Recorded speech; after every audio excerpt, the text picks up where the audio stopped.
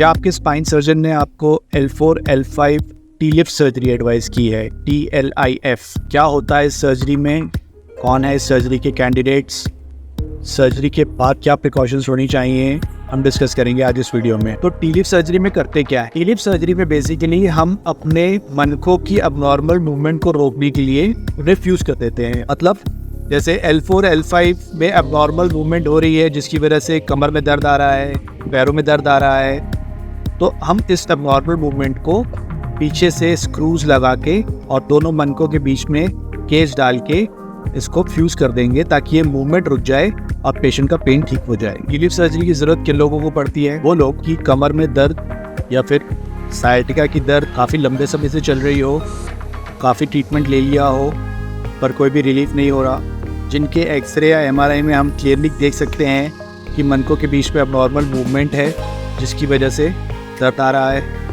वो लोग जिनकी डेली लिविंग एक्टिविटीज़ में इतनी दिक्कत आ चुकी है कि वो 5 मिनट भी खड़े नहीं रह पाते या 100 कदम भी नहीं चल पाते, वो लोग होते हैं कैंडिडेट टी-लिफ सर्जरी। अब समझते हैं टी-लिफ की सर्जरी वाले दिन होता क्या है।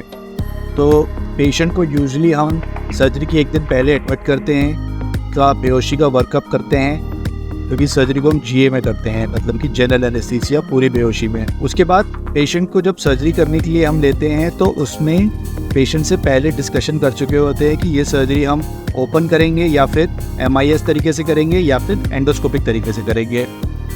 तो जिस तरह से भी ट्रीटमेंट का प्लान होता है पेशेंट को हम उस तरह से पोस्ट करते हैं।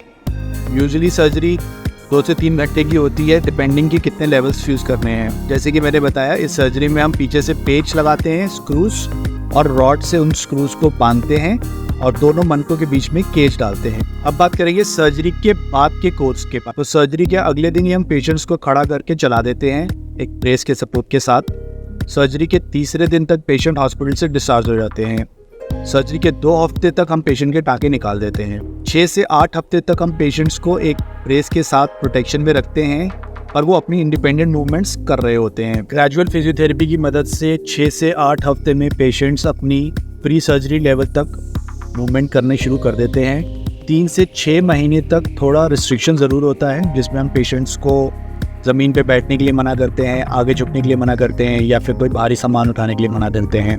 3 से 6 महीने जब पूरे हो जाते हैं तो हम एक्सरेज करा के देख सकते हैं कि हड्डी जुड़नी शुरू हो गई है और उसके बाद पेशेंट की रिस्ट्रिक्शंस हम और कम कर देते हैं। तो टी-लिफ सर्जरी के बारे में ये सारी इन्फॉर्मेशन है।